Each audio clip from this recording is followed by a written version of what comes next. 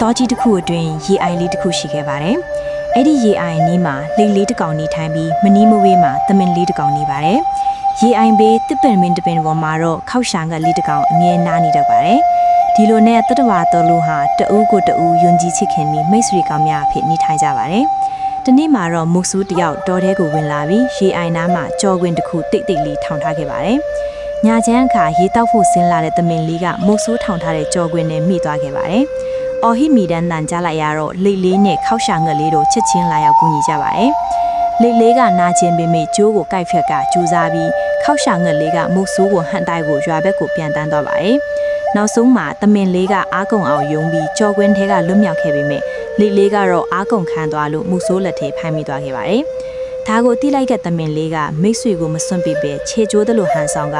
မုတ်ဆိုးကိုတောနက်ထဲသွေးဆောင်သွားပြီးအချိန်ရလိုက်တဲ့အခါလိတ်လေးကိုပြန်လဲကဲတင်ခဲ့ပါတယ်။ဒီလိုနဲ့မိတ်ဆွေသုံးဦးဟာပြန်လဲလွတ်မြောက်ကအရှင်လိုပဲချစ်ခင်စွာနေထိုင်သွားကြပါတယ်။ဒီပုံပြင်ကတင်ပေးတာကတော့မိတ်ဆွေစစ်ဆိုတာအန်ဒီရဲ့ကြီးကြီးပဲဖြစ်ဖြစ်တဦးကိုတဦးမစွန့်ပစ်ပဲအမြဲကူညီဆောင်ရှောက်ရမယ်ဆိုတာပဲဖြစ်ပါတယ်။